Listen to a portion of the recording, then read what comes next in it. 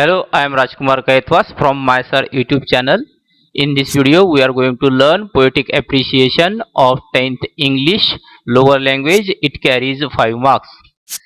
Let's see the distribution of marks. Title carries half mark, poet carries half mark, rhyme scheme 1 mark, figures of speech anyone कोणती एक लिहायची आहे 1 mark, theme और central idea त्या कवितेचा विषय किंवा मध्यवर्ती कल्पना 2 मार्क्स 2 ते 3 ओळी मध्ये हे लिहायची आहे. Let's see the 6 poems. Stopping by Woods on a Snowy Evening. First point, title. The title of the poem is Stopping by Woods on a Snowy Evening. हे टायटल आपल्याला दिलेलं असेल पेपरमध्ये. सेकंड पॉइंट आहे पोएट. पोएट कसं लिहायचं बा. The poem is written by Robert Frost. ही कविता रॉबर्ट फ्रॉस्ट द्वारा लिहिल्या गेलेली आहे. रिटनच्या ऐवजी आपण कंपोज शब्द वापरू शकतो. पोएट सुद्धा आपल्याला पेपरमध्ये दिलेला असेल. थर्ड पॉइंट आहे राईम स्कीम. राईम स्कीम पाहण्याआधी आपण राईम स्कीम काढायची कशी ती आधी पाहणार आहोत. या कवितेमध्ये एकूण 4 स्टांजा आहेत. तर पहिल्या 3 स्टांजाची राईम स्कीम सारखी आहे आणि शेवटच्या स्टांजाची राईम स्कीम वेगळी आहे. तर पहिल्या स्टांजाची राईम स्कीम पाहूया आपण. पहिल्या स्टांजा इथं लिहिलेला आहे. तर याच्या शेवटच्या शब्दांकडे लक्ष द्यायचं आहे. नो, दो, हिअर आणि स्नो. तर पहिल्या नो ला आपल्याला द्यायचा आहे पहिलं अल्फाबेट ए.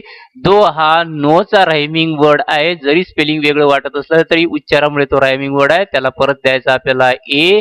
हिअर हा वरील दोन्ही शब्दापेक्षा वेगळा आहे. त्याला पुढचा अल्फाबेट द्यायचा आहे बी. स्नो हा नोचा रायमिंग वर्ड आहे आणि नोला आपण ए दिला आहे. त्याच्यामुळे याला सुद्धा आपल्याला अल्फाबेट द्यायचा आहे ए.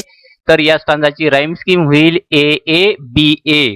त्याच्यानंतर आपण दुसरा स्टांजा पाहूया. शेवटच्या शब्दांकडे लक्ष द्यायचं आहे. क्विअर, नियर, लेक आणि इयर. क्विअरला परत आपल्याला ए द्यायचा आहे. त्याच्यानंतर नियर हा शब्द क्विअरचा रायमिंग वर्ड आहे. त्याला सुद्धा द्यायचा आपल्याला ए. लेक हा शब्द वेगळा आहे वरील दोन्ही शब्दापेक्षा म्हणून त्याला आपल्याला द्यायचा आहे पुढचा अल्फाबेट बी. इयर हा नियरचा रायमिंग वर्ड आहे. याला ए दिलाय त्याच्यामुळे याला इयरला सुद्धा आपल्याला द्यायचा आहे ए. तर या दुसऱ्या स्टांजाची राईम स्कीम होईल ए ए बी ए. याचप्रमाणे तिसऱ्या स्टांजाची सुद्धा राईम स्कीम आहे. आता चौथा स्टांजा पाहूया. चौथ्या स्टांजामध्ये जर शेवटचे शब्द लक्षात घेतले तर डी, कीप, स्लीप आणि स्लीप हे चारही शब्द रायमिंग वर्ड्स आहेत एकमेकांचे. त्याच्यापुढे पहिले आपण डीपला देऊया ए.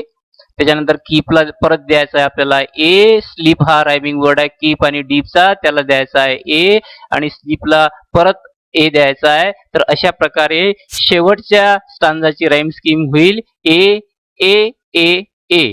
तर ही होती आपली राईम स्कीम. आता ती कशी लिहायची आहे ते पाहूया. The rhyme scheme of the poem is A A B A A A B A A A B A आणि शेवटच्या स्टांजाची चारही ए ए होईल. तर याच्यानंतर आता आपण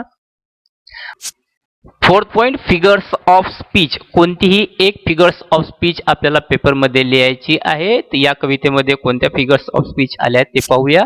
पहिली फिगर ऑफ स्पीच आहे अलिट्रेशन. ही सोपी आहे. अलिट्रेशन मध्ये एकाच अक्षरापासून सुरू होणारे 2 किंवा 2 पेक्षा जास्त शब्द असतात. तर असं कोणतं एक्झाम्पल आलं आहे ते पाहूया या पोएम मध्ये. The woods are lovely dark and deep. यामध्ये जर तुम्ही लक्ष दिलं तर डी पासून सुरू होणारे 2 शब्द यामध्ये आलेले आहेत. तर याचं एक्सप्लेनेशन कसं लिहायचं ते पहा. द साऊंड ड इज रिपीटेड हिअर. तर असे जर एकाच अक्षरापासून 2 किंवा 2 पेक्षा जास्त शब्द आले असतील तर ते उदाहरण होते अलिट्रेशनचं. पुढची कोणती फिगर ऑफ स्पीच आली आहे ते पाहूया. पर्सोनिफिकेशन. पर्सोनिफिकेशन म्हणजे मानवीकरण. एखाद्या वस्तूला, प्राण्याला मानवाचा गुण जेव्हा दिला जातो तेव्हा personification he figures of speech होते. तर याचं उदाहरण पाहूया आपण. या पोएम मध्ये कोणतं आलंय. My little horse must think it clear.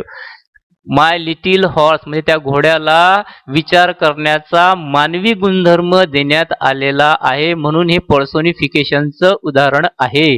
तर याचं याचं एक्सप्लेनेशन कसं लिहायचं? The horse is personified. Personified म्हणजे मानवाचा गुण त्याला देण्यात आलेला आहे, म्हणून हे पर्सोनिफिकेशनचं उदाहरण आहे. तर अशी कोणती एक फिगर्स ऑफ स्पीच आपल्याला पेपरमध्ये लिहायची आहे.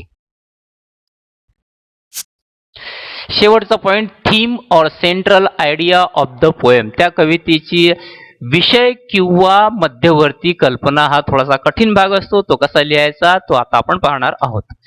The central idea of the poem is that as a traveler, the poet stops by the woods on a snowy evening. He is enchanted by the beautiful scenes in the woods.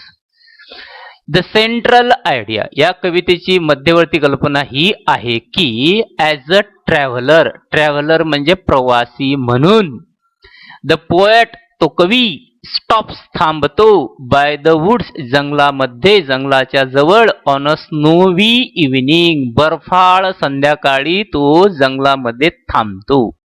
He is एन्चॅन्टेड, एन्चॅन्टेड म्हणजे मंत्रमुग्ध होणे, आकर्षित होणे, by the beautiful scene, सुंदर अशा scenes दृश्याद्वारे, in the woods त्या जंगलातील सुंदर दृश्याद्वारे तो आकर्षित होतो. The poem gives a beautiful picture of the woods and frozen lake on a snowy evening. It also shows strange thinking of his horse. The poem gives, ही कविता देते काय? The beautiful picture, सुंदर असं चित्र देते, ऑफ वुड्स जंगलाचं, and frozen lake, frozen म्हणजे गोठलेला, लेक म्हणजे तलाव, गोठलेल्या तलावाचं सुंदर असं चित्र देते हे कविता, ऑन अ स्नोवी इव्हिनिंग बर्फाळ संध्याकाळी. इट ऑल्सो शोज, ही कविता दाखवते, स्ट्रेंज थिंकिंग, विचित्र विचार, विचारसरणी, ऑफ हिज हॉर्स, त्याच्या घोड्याची विचित्र विचार सुद्धा ही कविता दाखवते. Though he is enchanted by the beauty, his mind urges him to go on before getting dark.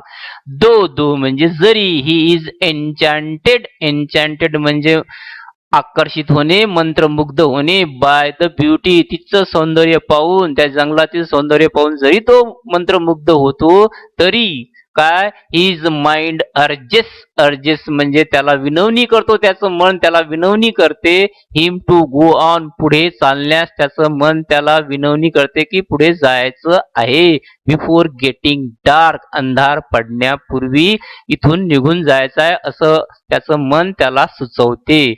तर ही होती या कवितेची थीम और सेंट्रल आयडिया.